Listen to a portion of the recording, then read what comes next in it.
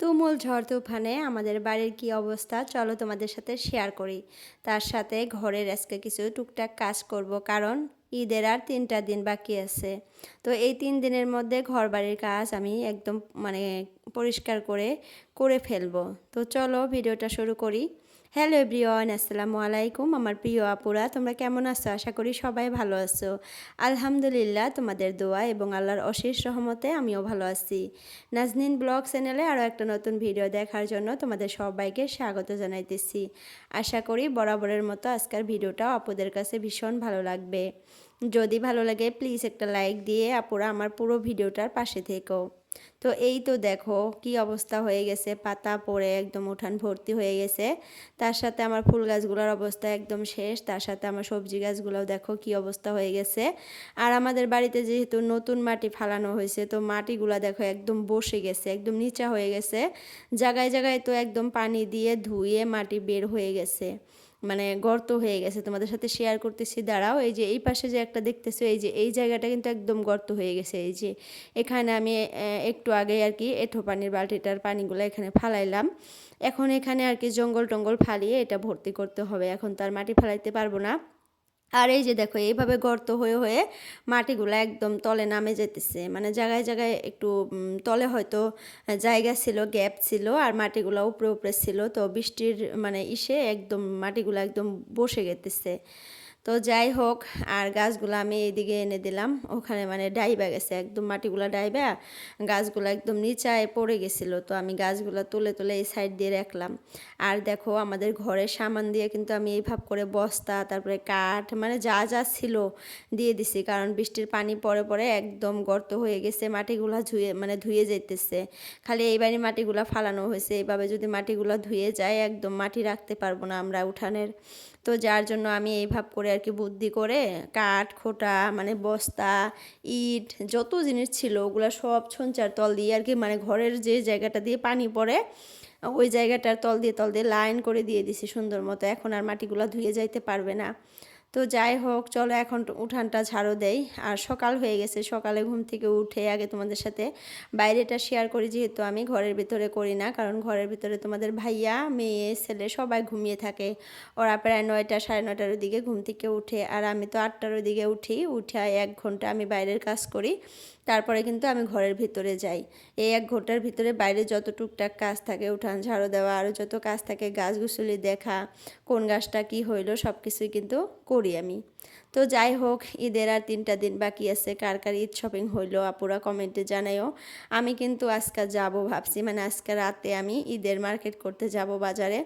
আর দেখা যাক তোমাদের সাথে কতটুকু কি শেয়ার করতে পারি। তারপরে এখন তো আবার ঘর বাড়ি পরিষ্কার করতে হবে। যতই নতুন বাড়িতে আসি না কেন, ভাবছিলাম যে নতুন নতুন বাড়ি হয়তো অতটা পরিষ্কার করতে হবে না, এখন দেখি না পরিষ্কার করতে হবে, কারণ একটু নোংরা হয়েছে।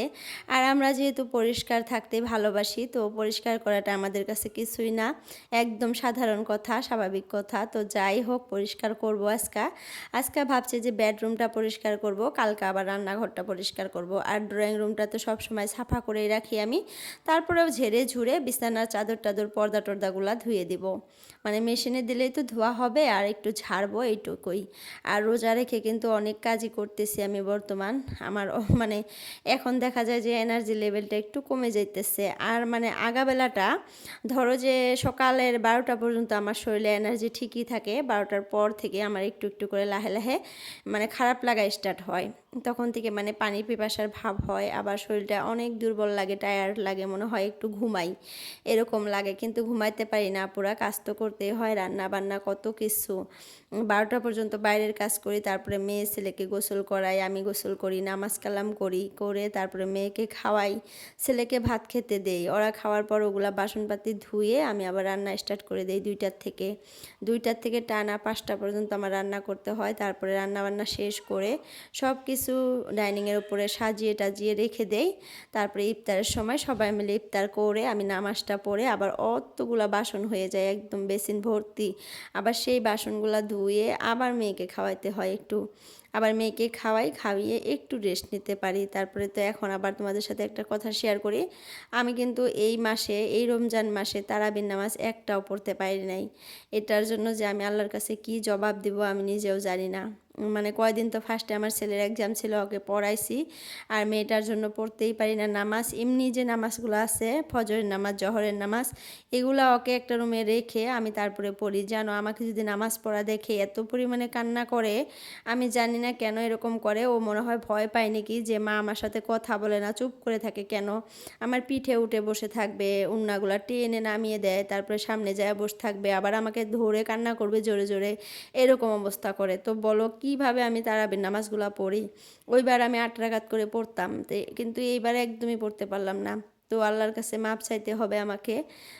আল্লাহর কাছে আশা রাখছি, ভরসা রাখছি যে সামনের বছরে আমার মেয়েটা হয়তো বড় হয়ে যাবে, তখন অনেকটাই বুঝবে, তখন আমি কিন্তু মানে ওই রমজান মাসে, মানে সারা রমজান মাসে আমি তারাবির নামাজটা পড়বো। তো যাই হোক, তোমরাও দোয়া করো যাতে আমাকে আল্লাহ বাঁচিয়ে রাখে, ভালো রাখে, আমি যাতে সামনে বছর আবার মানে 30টা রোজায় রাখতে পারি, আবার 30টা তারাবি পড়তে পারি। আর তোমাদের জন্য দোয়া করি তোমরা জানি পারো। তো যাই হোক, অনেক কথাই শেয়ার করলাম। দেখো তারপরে আমি কত কাজ করে নিলাম কথা কইতে কইতে। উঠানটা ঝাড়ু দিয়ে নিলাম।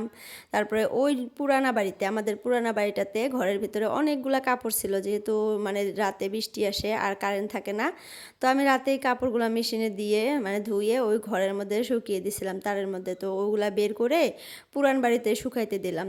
ওখানে অনেক সুন্দর রোদ আছে, তো ওখানে শুকাইয়া দিয়ে তারপরে আমাদের পাশের বাড়ির থেকে দেখো আমি এগুলা কি বলে, বাঁশের যে আগাগুলা থাকে, বাঁশ গাছ তোমরা হয়তো চিনো, বাঁশের আগালিগুলা 2টা নিয়ে আসলাম। চায়া নিয়ে এসে দেখো কি করলাম, এখানে 2টা লেসরা গাছ উঠছে, আমার কত সুন্দর করে উঠছে। তো এখানে না এই আগালিগুলা দিয়ে দিলাম। লেসরা গাছ কিন্তু মানে জাংলা না দিলেও এইগুলাতে বায়া বায়া সুন্দর মতো লেসরা ধরে থাকবে, তোমরা দেখতে পারবা যদি বেঁচে থাকে গাছ 2টা। আর আমি যদি ভালো থাকি তোমাদের সাথে তো শেয়ার করবই।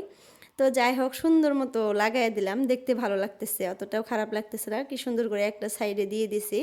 আর এই পাশে যেহেতু আড়াটা আছে, ওই আড়াটার ভিতর দিয়ে ওই পাশ দিয়ে ঢুকিয়ে দিয়ে দিলাম। আর ভাবতেছি আপুরা এই সাইডটাতে না আমি একটু বেড়া দিব, বেড়া দিয়ে এই সাইডটার মানে বেড়ার ভিতরে সব গাছগুছালি লাগাবো ভাবতেছি। এই কর্নারটা যে দেখলা তোমরা, আমার বেগুন গাছগুলো আছে, ডাঙা গাছগুলো আছে, যে বেড়া না থাকার কারণে না আমার ডাঙা গাছগুলো নষ্ট হয়ে যেতেছে, মানে কুত্তা টুত্তা এগুলো পাড়ায়, মানে আমার সব মানে ঘৃণা লাগে। কুত্তা যায় সব সময়, যায় ওখানে পাড়ায়। তারপরে আমরাও মানুষগুলো মানে মাঝে মধ্যে দেখা যায় না, ছোটো ছোটো জ্বালাইতেছে যে সবাই যায় পাড়ায়। তো ভাবছি যে কালকা পরশু দিনের মধ্যে আমি ওই জায়গাটুকু বেড়া দিয়ে একদম ভর্তি করে দেব। আর নারিকেল গাছের গোড়ায় যে মানে গাঁদা ফুলের, তোমরা কি বলো জানি না, গাঁদা ফুল বলে কেউ কেউ, গাঁদা ফুলের কিন্তু অনেকগুলা চারা হয়েছিল। তো চারাগুলা তুলে আমি এই পাশ দিয়ে মানে লাগিয়ে দিলাম। লাগিয়ে দিয়ে দেখি মেয়ে ছেলে সবাই ঘুম থেকে উঠে পড়ছে। তারপরে ঘরের ভিতরে আসলাম। এখন দেখো ঘরের কাজগুলো করি টুকটাক, পর্দাগুলো সব খুলে নেব, কারণ আজকে পর্দাগুলো সব মেশিনে দেব। আগে লতাপালা মানে লতা পাতাগুলো খুলে নিতেছি। আমার যে মানে এই খিড়কিটাতে কিন্তু লতা পাতাগুলো লাগিয়ে দিছিলাম, মানি প্লান্ট মানে আর্টিফিশিয়াল মানি প্লান্টগুলা, তো এগুলো খুলে রেখে দেই। আর এই পর্দাগুলা এখন তোমাদের ভাই আমাকে খুলে দিবে, কারণ আমি অত ভালো করে খুলতে পারি না। আর তোমাদের সাথে এখন একটা জিনিস মানে শেয়ার করব, আজকে অনলাইন থেকে আনছি। আর জিনিসটা কেমন কি চলো তোমাদের সাথে শেয়ার করি। আমি এতদিন থেকে মানে অনলাইনে শপিং করি, কিন্তু এইভাবে আর কি কোনো দিন আমি এরকম খারাপ জিনিস পাই নাই, যা আজকে পাইলাম। তো যাই হোক, দাম অতটাও ছিল না, একদম কম দাম ছিল। তো দেখো এই যে কেমন, টপটা একদম ফাটা, আর ফুল গাছগুলো এত নর্মাল, এত মানে হালকা, কি আর বলবো পুরো একদম খুলে খুলে পড়ে যায় বারবার। এর আগেও কিন্তু আমি অনেকগুলো আনছি, ওগুলো কিন্তু খুব সুন্দর। আর এইবার যে দিচ্ছে আমাকে একদম খারাপ, একদম মানে কি আর বলবো, 135 টাকা মানে এমনি গেল। তো যাই হোক, আমি ভাবতেছি যে 135 টাকা তো বেশি টাকাও না, যদি 400-500 টাকা হইতো তাহলে একটু খারাপ লাগতো আর রিটার্ন হয়তো করতাম। তো 135 টাকার জন্য আমি আর রিটার্নও করলাম, দেন থাক গা, এগুলা কি আর হবে, মানে জায়গায় জায়গায় রেখে দেবো, হয়ে যাবে ছোটো ছোটো যেহেতু ফুলের গাছ। তো দেখতে ভালোই লাগতেছে, কিন্তু একটা টব একদম ফাটা, আর ফুল গাছগুলো একদম হালকা পড়ে যায়, খালি খুলে খুলে পড়ে যায়। তো চলো এখন আমি জিনিসটা মানে সেভিং করব, মানে সেভ করব, লাগাবো, মানে ফিক্স করে লাগাইয়া দেবো। কোনখানে লাগাই কি সমাচার চলো তোমাদের সাথে শেয়ার করি। আমার ড্রয়িং রুমে যে লাগানো আছে ওইগুলাই আবার আমি অনলাইন থেকে অর্ডার করে আনছি, ওইগুলো এখন লাগাবো। তার আগে বিছানাটা ঠিক করে নেই। আর তোমাদের ভাইয়াকে বলতেছি যে একটু আমাকে পর্দাগুলো খুলে দিয়ে যাও, কারণ আমি খুলতে পারি না। তো তোমাদের ভাইয়া খুলে দিবে, ওই পাশে গেছে, বাইরে গেছে আর কি ফ্রেশ হওয়ার জন্য। ফ্রেশ হয়ে এসে কাপড় চোপড় পরে আসবে, একদম বাইরে যাবে এখন চলে, ওর কাজে যাবে। তো তারপরে আমাকে লাগিয়ে দিয়ে যাবে। তো ভাবলাম যে এই ফাঁকে খুলে দিয়ে যাবে, তো এই ফাঁকে আমি বিছানার চাদরটাকে মানে গুছিয়ে নেই, সুন্দর মতো পরিষ্কার করে নেই। আর আমার মেয়েটা দেখো বিছানা থেকে নামতেছে না, তো আমি একটু বকা দিতেছি যে তুমি এত বদমাশ হয়েছো কেন, আমার কাজে খালি ডিস্টার্ব করো। তো অনেক মনটা খারাপ করলো, করে নেমে চলে গেল, মানে ওর ভাইয়ের সাথে চলে গেল। তো ও না মন খারাপ করলে আমার এত পরিমাণে খারাপ লাগে কেন জানি না, মনে হয় অনেক মায়া লাগে, মায়াবী চেহারা হয়ে যায়, তখন আমারই অনেক খারাপ লাগে। আবার আমি ওকে আদর করে দিই, একটু আদর করে দিলে আবার শান্ত হয়ে যায়। অতটাও কিন্তু কান্নাকাটি করে না, আমি যদি একটু ধমক দিই, একটু জোরে করে কথা বলি, মুখটা খালি বেজার করবে, করে চোখ দিয়ে দেখবো যে পানি বের হয়ে গেছে এরকম। আর মেয়ে মানুষ কিন্তু এরকমই হয়, আর আমিও এরকমই ছিলাম। আমার আব্বু যদি আমাকে একটু ধমক দিত, আব্বুর দিকে এক ধান্দায় চেয়ে থাকতাম, আর চোখের জলে একে রাহে পড়তেই থাকতো, কি অবস্থা। তো আমার মেয়েটাও সেম টু সেম হয়েছে। তো যাই হোক আপুরা, এর আগের ভিডিওতে তোমরা আমাকে একটা আপু বলছিল আমাকে যে তোমার মানে লাভ ম্যারেজ না অ্যারেঞ্জ ম্যারেজ, প্লিজ ভিডিওতে জানাবা। তো আমি কিন্তু জানাতে চাইছিলাম, তো জানানো হয় নাই, ভাবতেছি যে জানাবো, তো খুব তাড়াতাড়ি জানাবো। আর একটা কথাই বলি, আমার কিন্তু লাভও না আবার অ্যারেঞ্জও না, এরকম একটা অবস্থা। তো আমার লাভটা কেমন হয়েছিল, যেমন হাবিবা আপুর 5 বছরের রিলেশনশিপ আর 5 বছরের বিয়া, তো সব মিলিয়ে 10 বছর। আর আমার কিন্তু বিয়ের বয়সটাই হয়ে গেছে প্রায় 8 বছর প্লাস। আর আমরা কথা বলছি মাত্র 20 দিন, তোমরা বিশ্বাস করবে না নাই জানি না, মাত্র 20 দিন কথা বলছি। তারপরে তোমাদের ভাই আমাদের বাড়িতে গেছে, একদম গিয়ে একদম সরাসরি কথা বলছে যে আপনাদের মেয়েকে আমি বিয়ে করব, মানে তোমাদের ভাইয়ে গেছে একদম ডাইরেক্ট, কোনো মানুষকে পাঠায় নাই, কাউকে পাঠায় নাই, ফার্স্টে ও গেছে। আর রং নাম্বারে কিন্তু আমাদের মানে লাভটা হয়েছিল, আমি জানি রং নাম্বার, জানি না ও কোথায় থেকে আমার নাম্বারটা নিছে, ও আজ অবধি আমাকে বলে নাই। ও বলে যে নিছি একজনের কাছ থেকে, তো কার কাছ থেকে জানি না, কিন্তু আমি জানি যে রং নাম্বারেই হয়ে গেছে। তো তারপরে দেখলাম যে ওদের রিলেটিভ আমারও রিলেটিভ হয়তো ওখান থেকে নিছে। তো যাই হোক 20 দিনের মতো আমরা কথা বলছিলাম, আর কথা বলার পরেই কিন্তু তোমাদের ভাইয়া সরাসরি গিয়ে আমাদের বাড়িতে প্রস্তাব দিছে। তারপরে ওদের বাড়ি থেকে মানুষ গেছে। তো চলো ফার্স্টের থেকে একটু ভালো করে শেয়ার করি, ঠিক আছে। আমি তখন বিএ 3rd সেম এক্সাম দেই, তো আমার ধুপড়ি মাসির বাড়িতে থেকে এক্সাম দেই। তো হঠাৎ করে একটা কল গেল, তখন আমি ফার্স্ট মোবাইলটা খালি নিছি, তো কল গেল, আমি রিসিভ করলাম, মানে আননোন নাম্বার, তারপরে রিসিভ করছি, ফার্স্টে রিসিভ করি নাই, তারপরে আরেকবার যখন কলটা গেছে তখন রিসিভ করছি, তখন দেখি ছেলে মানুষের ভয়েস, তো অমনি কেটে দিছি, মানে ভয় পাইছিলাম ফার্স্ট তো। আর তখন খালি মোবাইলটা আমি কিনছি, 1 মাসও হয় নাই। তো তারপর আরও ফোন করছে, আরও ফোন করে, মানে বারবার করে ফোন করে, ডিস্টার্ব করে, তো নাম্বারটা আমি বিজি করে ফেললাম। বিজি করার পরে দেখি আরও অন্য নাম্বার দিয়ে ফোন করে, মানে ফোন করতেই থাকে, মানে লাগে আমার সাথে, মানে আমার সাথে কথা বলবে এরকম অবস্থা। তো আমি বারবার করে নাম্বারগুলো বিজি করে দেই। আবার একবার তো ফোন রিসিভ করে অনেক গাল দিলাম, মানে এত পরিমাণে গালি দিছি যে আপনি কেন বারবার আমাকে ডিস্টার্ব করেন, আপনার বাড়ি কোথায়, আপনার কি সমস্যা, কেন আমাকে ডিস্টার্ব করতেছেন। তো বলার পরে উনি একদম মানে তোমাদের ভাইয়া একদম সরাসরি সত্যি কথাগুলো আমাকে বলল, কয় আমার বাড়ি চাপড়ে, আমি তোমার সাথে কথা বলতে চাই, প্লিজ আমার সাথে কথা বলো। তো তারপরে আমার মাকে আমি জানালাম যে মা এরকম একটা ছেলে আমাকে ফোন করে ডিস্টার্ব করে। তো একদিন মাও কিন্তু মানে 2-1 কথা বললো। তারপরেও মানে নাই তোমাদের ভাইয়া, আর অন্য নাম্বার দিয়ে ফোন করতেই থাকে, মানে আমার সাথে কথা বলবেই এরকম একটা অবস্থা। তারপরে এত 1 সপ্তাহের মতো প্রায় ফোন করতেছিল, মেসেজ হোয়াটসঅ্যাপ নাম্বার একদম সেভ করে ফেলছে। সেভ করার পরে আমার হোয়াটসঅ্যাপে ওর মানে ডিপি আসলো। তো ওর ডিপিটা দেখলাম, ডিপিটা দেখে অতটা মানে ভালো লাগলো না, মানে ফটোটা যেটা লাগাইছিল ফার্স্টে ভালো লাগে নাই। তারপরে একদিন হঠাৎ করে দেখি, মানে হোয়াটসঅ্যাপটা আমার মোবাইলে ছিলই, আমি ডিলিট করি নাই। তারপরে হঠাৎ করে দেখি একদিন ওনার একটা ফটো, এত সুন্দর একটা ফটো আমাকে দিচ্ছে, মানে কি আর বলবো আপুরা, এখন বললেও আমার কাছে মনে হয় যে আবার নতুন করে তোমাদের ভাইয়ার আমি প্রেমে পড়ে যাই এরকম। তো এত সুন্দর একটা ফটো দিছে, ফটোটা দেখে আমি একদম পাগল হয়ে গেছি তখনই, আর কাউকে কিছু বলে নাই, না বলে তারপরে যখন আবার ফোন করছে না, ফোনটা রিসিভ করে সুন্দর মতো কথা বলতেছিলাম। আর বলতেছিলাম যে আপনি যে ফটোটা দিছেন ওই ফটোটা কি আপনার, বললো যে হ্যাঁ আমার। তো আমি বিশ্বাস করতেছিলাম না, বললাম যে না আপনার হতে পারে না, অন্য কারো ফটো দিয়ে হয়তো আপনি বলতেছেন। তারপরে তোমাদের ভাইয়া আরও অনেকগুলো ফটো দিল, প্রায় 8-9টা ফটো দিল আমাকে। ফটোগুলো সেম টু সেম তোমাদের ভাইয়া, মানে ওই ফটোটার মতোই, খালি একটু ডিফারেন্স, কিন্তু ওই ফটোটাতে এত সুন্দর লাগছিল তোমাদের ভাইয়াকে, কি আর বলবো। তো তারপরে ফটোগুলো দেখার পর না সত্যি করে আমি একদম প্রেমে পড়ে গেলাম। কি আর বলবো, মানে যেটা কপালে থাকে ওইটাই হয়। তো ১ সপ্তাহ কিন্তু আমার পিছন মানে ফোন করে ঘুরছিল। আমি ওকে পাত্তা দেই নাই। ১ সপ্তাহ ১০ দিনের মতো পাত্তাই দেইনি। তারপরে হঠাৎ করে ওই ফটোটা দেখে প্রেমে পড়ে গেলাম। ফটোটা এতদিনও আমার মোবাইলে ছিল। হঠাৎ করেই জানি না মোবাইল মানে চেঞ্জ করতে, করতে না ফটোটা চলে গেছে। তো যাই হোক, তারপরে কথা বলতেছিলাম, দুজনেই কথা বলি, ফটো দেই, আমি ফটো দেই, মানে ওর প্রত্যেকদিন ৩টা করে ফটো লাগে, দুপুরে একটা, সকালে একটা, রাতে একটা। তো এইভাবে করে আমি ওকে ফটো দিই, ও আমাকে ফটো দেয়, তারপরে কথা বলি। সব সময় সারাদিন রাত ২৪ ঘন্টা কথা বলতাম দুজনে। কিন্তু আমাদের বাড়ির থেকে জানে নাই। যখনই মাকে দেখছি আমি ফোনটা কেটে দিছি। তারপরে হঠাৎ করে একদিন মাও মানে বুঝতে পারলো। আমাদের একটা রুম ছিল আমাদের বাড়িতে, যে রুমটাতে এখন যাই আমি থাকি, ওই রুমটা না তখন ফাঁকা ছিল, কিছুই ছিল না। তো ওই রুমটাতে দরজা লাগিয়ে দিয়ে একটা বিছানা ছিল, আমি ঘুমিয়ে ঘুমিয়ে ফোনে কথা বলতাম। মা ভাবতো যে আমি ঘুম পাড়তেছি, কিন্তু এই পাশে ওর সাথেই কথা বলতাম। তো মা একদিন সত্যি করে মানে টের পায়, টের পাওয়ার পর আমাকে এত বকা দেয় কি আর বলবো। তারপরে হঠাৎ করে একদিন দেখি আব্বুকেও বলে দেয়। তো আব্বু আমাকে এত, মানে কি আর বলবো, আজকে অনলাইনে বলা ভালো হবে না, ঠিক হবে না, খারাপ হবে আমি জানি না আপুরা, তোমাদের রিকোয়েস্টে কিন্তু বলতেছি, নাহলে বলতাম না। আমি ভাবতেই পারি নাই যে আমার লাভ স্টোরি কোনোদিন আমি তোমাদের সাথে শেয়ার করব। তো ওই আপুটার উদ্দেশ্য করে শেয়ার করতেছি, তোমরাও মানে জানতে পারলাম। তো যাই হোক, আব্বা আমাকে অনেক মারছিল ওই দিন। তো মারার পর আমি তো অনেক কান্নাকাটি করতেছিলাম। আর তোমাদের ভাইয়াকে আমি বলে দিছিলাম যে আমাকে মারছে আজকে, তোমার জন্য আর কি আমি মার খাইলাম, মানে তোমার সাথে কথা বলতে দেবো না এরকম।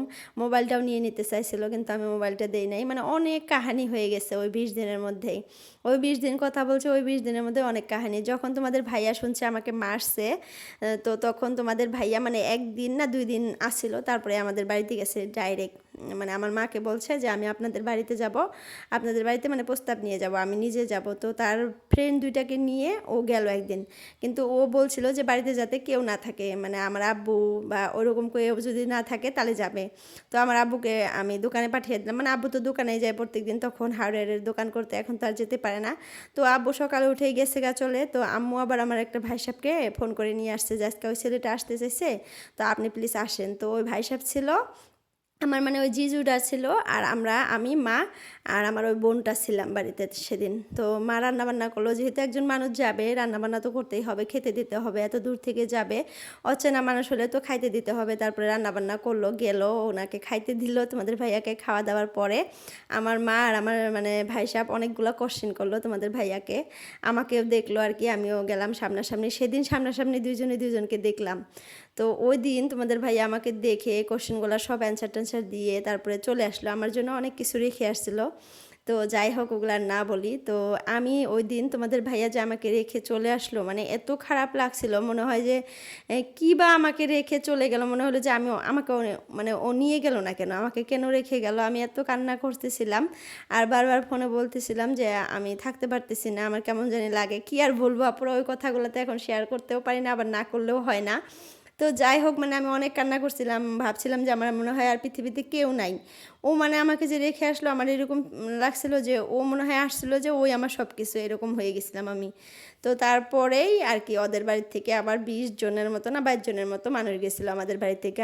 মানে যাওয়ার পর আমাকে দেখে তাদের পছন্দ হলো, তারপরে আমাদের ওই পাশ থেকেও মানে ১২-১৩ জন মানুষ আসলো ওদের বাড়িতে, আইসা দেখাশোনা করে পছন্দ হইলো। আর পছন্দ না হওয়ার কোনো কথাই না, তোমাদের ভাইয়া আমাকে ছাড়া বিয়ে করবে না, আর আমি ওকে ছাড়া বিয়ে বসবো না, এই একটা অবস্থা হয়ে গেছিলো। আমি তো বাড়িতে বলি নাই ডাইরেক্টলি, কিন্তু ও এই বাড়িতে সবাইকে বলছিল যে ওখানে যদি আমাকে বিয়ে করাও তাহলে বিয়ে করব, আর যদি না করাও তাহলে কোনোদিনও আমি বিয়ে করব না, এমনিই থাকবো। তারপরে উপায় নাই, তারপরে আর কী করবে। আমার শ্বশুর শাশুড়ি আবার আমাকে পছন্দ করছিল, কিন্তু ওদেরই আর কি কয়েকটা মানুষ ছিল, ওই মানুষগুলো আর কি আমাকে পছন্দ মানে করতেছিল না, মানে পছন্দ হয়নি, আমাকে অন্য জায়গায় বিয়ে করাবে। কিন্তু আমার শ্বশুর শাশুড়ি ওদের যে ফ্যামিলিটা ছিল সবাই আমাকে পছন্দ করছে, আমাকে আনবে। কিন্তু ওরে আরও রিলেটিভ ছিল, ওইগুলো আবার ওদের মানে মানুষ যে ছিল, মেয়ে ছিল, ওদের কেমন বা কী হয় ওগুলাকে মানে এনে দেবে ওর সাথে, আমাকে আনবে না, এরকম একটা অবস্থা ছিল। তো তারপরে তোমাদের ভাইয়া তো ডাইরেক্ট বলে দিছিল, মানে এরকম একটা দেওয়ানি টাইপের মানুষ আছে ওদের মানে রিলেটিভে। তো ওনাকে বলছিল যে ওখানে যদি বিয়ে করান তাহলে বিয়ে করব, নাহলে করব না। তারপরে বিয়েটা হয়েই গেল ফাইনালি। ২০ দিন না ২২ দিনের মাথায় আমাদের দুজনের কিন্তু মানে নতুন জীবন শুরু হয়ে গেল। তো এইভাবেই কিন্তু আমাদের মানে লাভ স্টোরিটা, এইভাবেই আমাদের সব কিছু হয়েছিল। এইভাবে কিন্তু আমাদের বিয়েটা হয়েছে। রং নাম্বারে আমি জানি, আর জানি না ও কোথায় থেকে আমার নাম্বার নিচ্ছে, কিন্তু আমি ভাবছিলাম যে রং নাম্বার। তো যাই হোক, তারপরে দেখাশোনা ওই রকম করে হলো। তারপরে 20 দিনের মতো খুব সুন্দরভাবে কথা বলছিলাম, খুব ভালো ছিল। ওই 20টা দিন অনেক সুন্দর কাটছিল। ভয় খেয়ে খেয়ে চুপি চুপি কথা বলছিলাম, কিন্তু ও চুপি চুপি যে কথা বলছিলাম, ওই কথা বলাটাও কিন্তু অনেক মানে সুন্দর টাইম ছিল, সুন্দর একটা মুহূর্ত ছিল, যেটা এখন পর্যন্ত আমি ভুলি নাই, আর কোনো দিনও ভুলবো না।